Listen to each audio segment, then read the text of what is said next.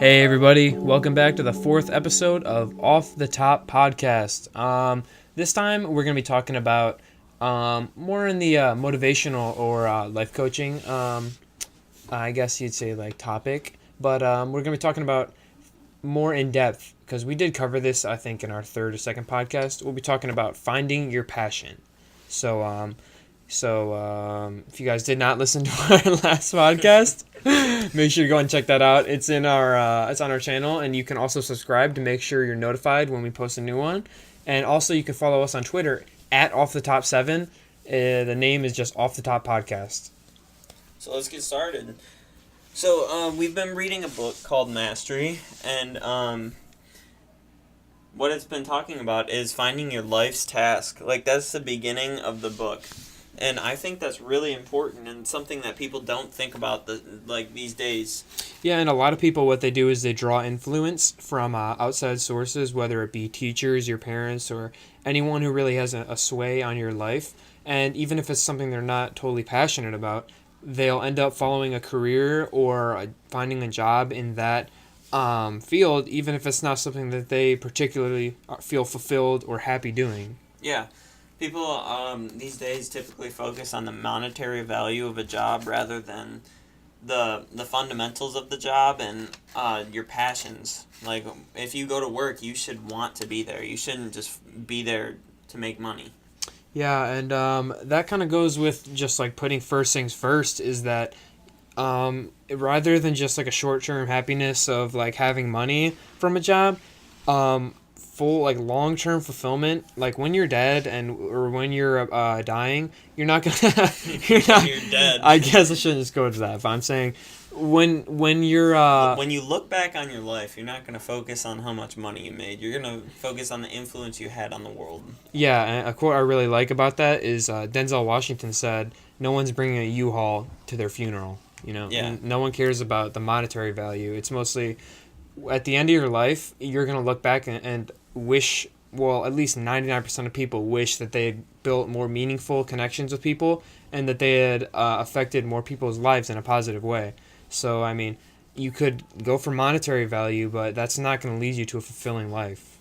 Yeah, so something that I've always loved doing is helping people, like, find what they want to do.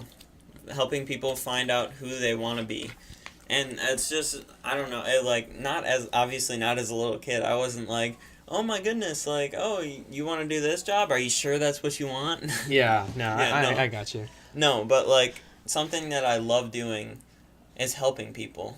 And I really want to help people find out what they want to do, who they want to be. Yeah, and honestly, the same goes for me. A personal experience that I've had is that So ever since I was younger as well, maybe it hasn't always...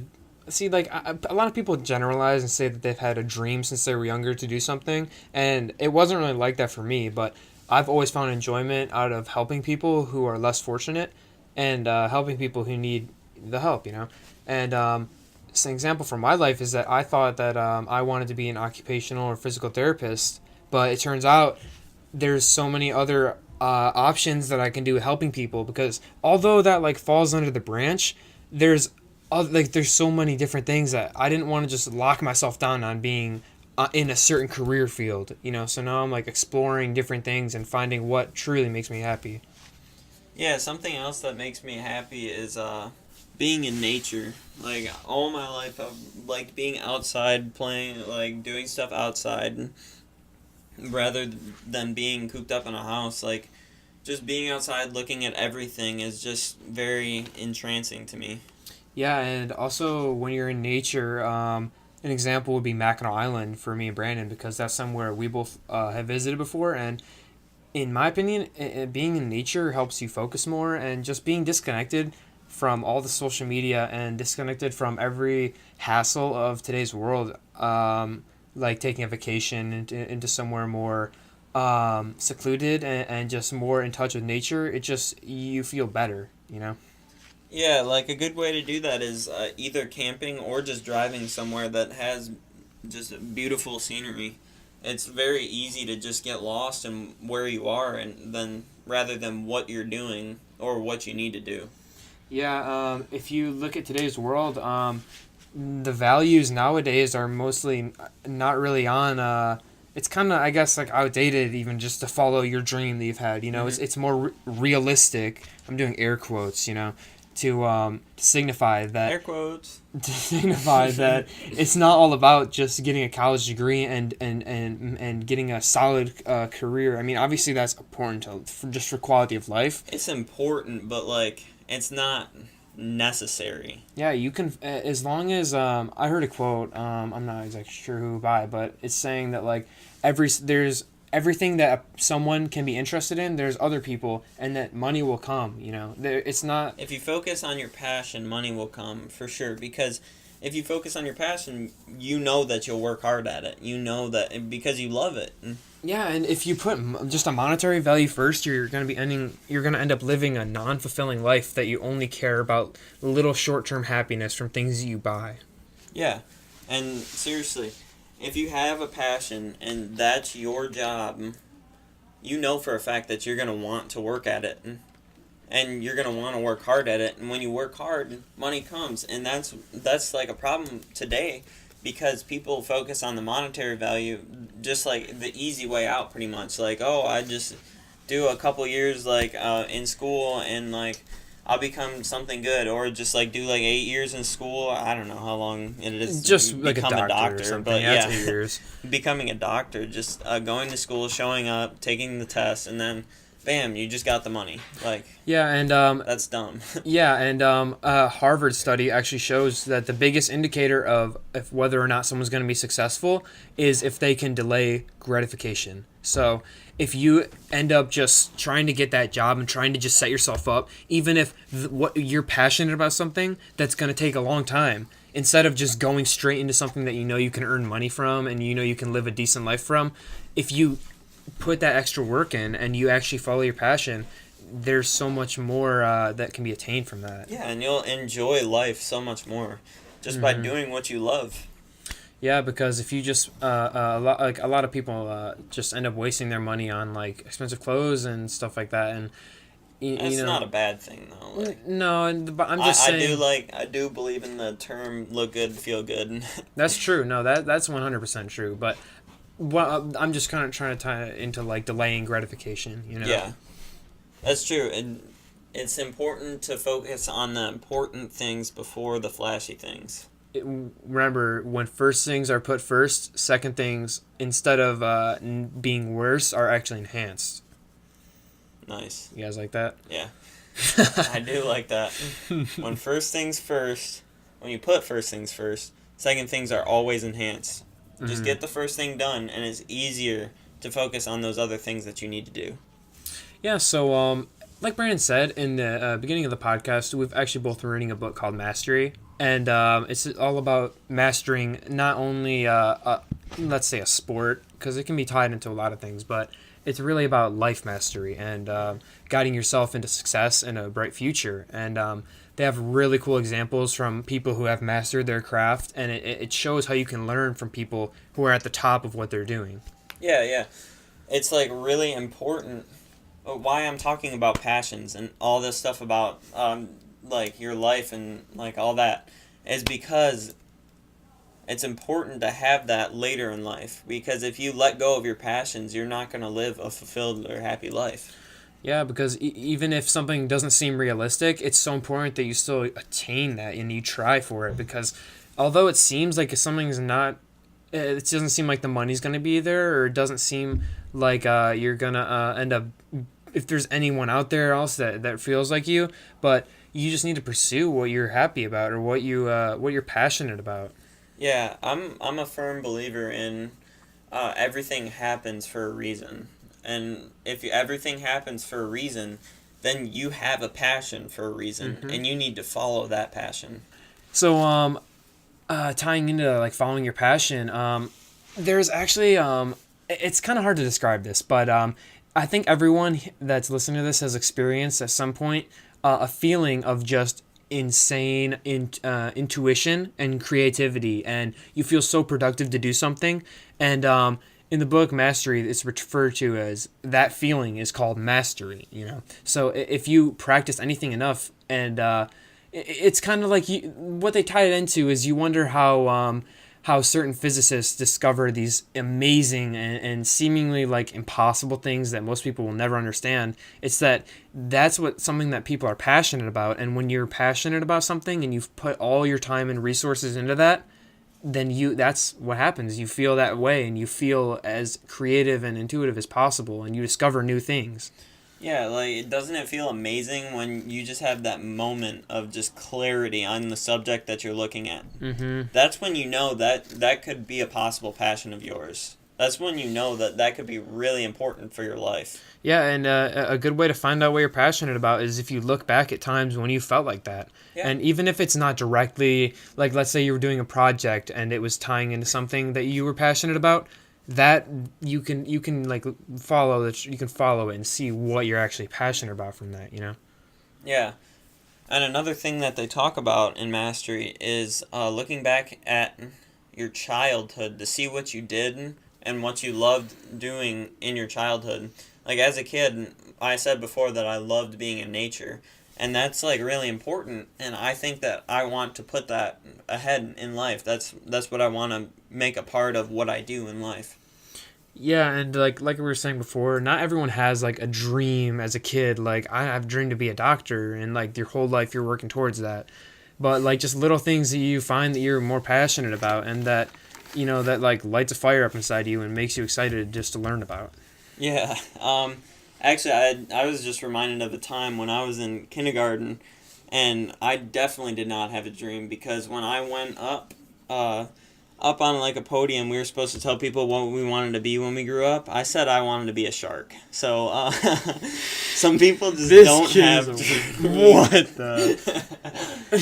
So it's normal to not have a dream. It's like important to just search for what you want to do, because I don't like to swim. What a weirdo, dude. That is literally hilarious. Yeah.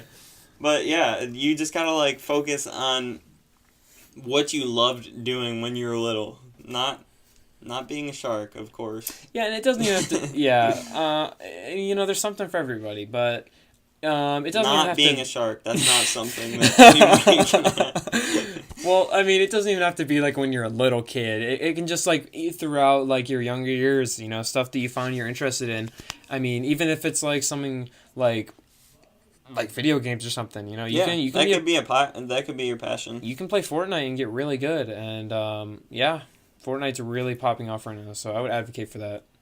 Yeah, would you? Yeah, I would. This kid plays Fortnite way too much. Yeah. Way too much. Anyways. Yeah, so I like the way that they describe that feeling in the book.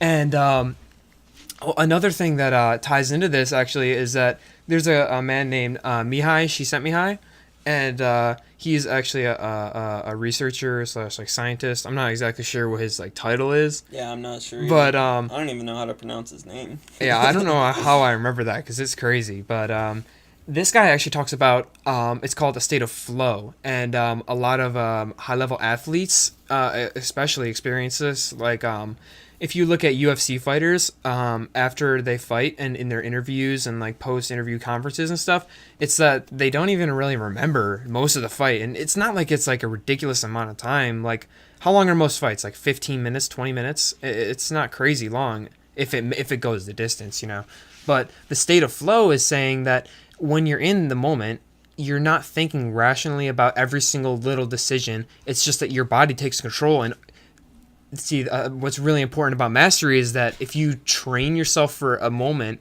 just using a broad example of like a football game or something, when you're in that moment, you're just going to do what your training has trained you for. They talk about that in Burn Your Goals. Masters from all different crafts can teach you that, Mm-hmm. That's super important. And I think the state of flow is definitely real, and definitely it can be seen throughout a lot of different aspects in life. Yeah.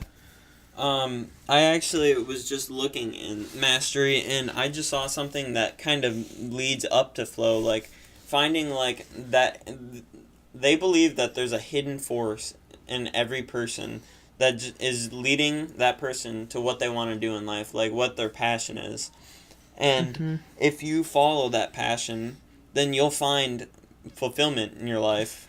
And Yeah. then when you're fulfilled in your passion, you get that sense of flow, that creativity where you're You literally, get these ideas you've never had before, and everyone's experienced this. It's just it's so hard to describe it, but I can almost guarantee everyone knows what we're talking about. Yeah. You know, it's just It's such an not- amazing feeling. it's not like just going through the motions. It's a state where you're actively, creatively finding new ways to do the thing that you love to do. Yeah, and especially when you can add to something and you can like discover something that no one else has thought of before. That's like the highest level of mastery or Yeah. flow. And like it's so easy when you're in that state to just find new ways to do what you love. And It doesn't even have to be something like an athletic event or anything. Yeah. It's like we're saying in the book they talk about like Charles Darwin about how what happened was Charles Darwin wasn't as a child. He was always they called him a stupid kid because back then he just liked to be outside. He only wanted to go outside and look at like fossils and stuff that he found on the ground, like little insect like carcasses and stuff like that, shells. What is it called when they shed their skin? clams, I think. What are you talking about? No, I don't know, but the point is that Clams, bro. the point is that if from a young age him following his passion, even though he was looked at as dumb, and I don't know, like, is Francis Galton like his brother or like a relative of him? Not even close. They said something about Yeah, that, they didn't mentioned they? Francis Galton, but Maybe it they was didn't say just talking that. about It's talking about how Galton was a child prodigy and how Darwin was always looked down on. But however, Galton never really made his name. I don't know if you guys know who Sir Francis Galton is, but he did a lot of research in like forensics and different sciences. But he never really made a name for himself in one specific art or craft. And Charles Darwin, literally almost every single person has heard of him because he's one of the great minds of science today and theory of evolution and so many different things that Charles Darwin has contributed. Although, if you look back at his past, no one expected this from him. It's just him following his passion, and he gets that state of flow 100%. He 100% felt that mastery feeling because of all the time and all the training that he put into what he was passionate about. yeah, he found that hidden force in himself, and he actually got like the opportunity to go on a ship. I forget the ship's name, but it was traveling to South America, and it was just going for scientific research. And luckily, the college that he went to, one of his professors like recommended him for it, and he had the opportunity to do that. It's very, very lucky to find someone to help you with your life task. Yeah, and that's why I think mentors and reading books like Mastery or Burn Your Goals or so many other books, those are just two good examples. It's so important to learn from others who have accomplished and been successful in their own lives. Even if it's not, you don't want to do exactly what they've done, it's pretty much every single successful person has those keys that it's just ingrained in them because they are successful. Yeah, because they followed their life's task, and that's what you need to do. Yeah, that I think following your life's task is by far the most important thing you can do. And it's easy nowadays to say, oh, the most important thing for me is so that I can get a six-figure job and that I can get a college degree, I can get set, and I can just live a normal life. And really, when you think about it, is that going to lead a fulfilling life for you? Most of the time, it's not. Yeah, I mean, seriously, the life's task is so important to follow. Like, everybody is focusing on the monetary value of what they're doing, or just like following like beauty standards. Like, beauty standards are huge right now. Like, people are like, oh, I need to have the most beautiful wife or husband, but that's not the person that you're going to fall in love with. Obviously, the person that you fall in love with, Fall in love with. fall in love with. I Spit it can't out, talk. Yeah, you're obviously gonna think they're the most beautiful person that you've ever seen. That's just something I believe. Yeah, beauty standards is another big thing that putting first things first is that you don't care. You shouldn't care about just an appearance of someone. It should obviously be deeper than that, and you'll know when you find the person that you're in love with. You know. You'll have a deep connection with them. Mm-hmm. That hidden force was driving you to. Yeah, that's true. The hidden force can also be it can be applied in so many different ways. It's just mastery, you know. It just generally in life, every single thing pretty much has that force that you can feel.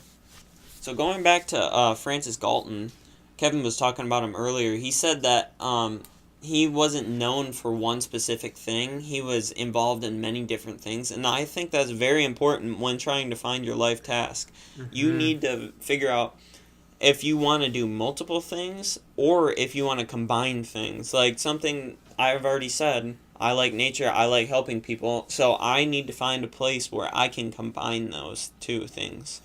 Yeah, and even in the book, I think they use Galton as more of like not a bad example, but of someone who was looked at as a prodigy as a child, and it never really amounted to what was expected of him. Because if you set these unrealistic goals, and he doesn't really just follow one specific thing, then it's not. You can't like blame him. He didn't want to. Yeah, that's what I'm saying. He followed the hidden force, and he went for his life task. He went to obtain it. Mm-hmm. So yeah, you can learn lessons from both of them, and if you're passionate about like helping people and like Brandon said, nature, there's so many ways you can tie stuff into that, and once you're in that state of flow, ideas will just come to you. It's just crazy. Yeah, it's insane just to be in those moments of creativity. Mm-hmm. And honestly, I don't know. It's crazy how when you see the masters of a certain craft at work, they can just toggle that whenever they want, turn that on and off. It's just amazing. Yeah, they just start focusing, and then they're just in that state. And just I would popping love. Off. Okay, they're in that state 24/7, and that would be so cool to have.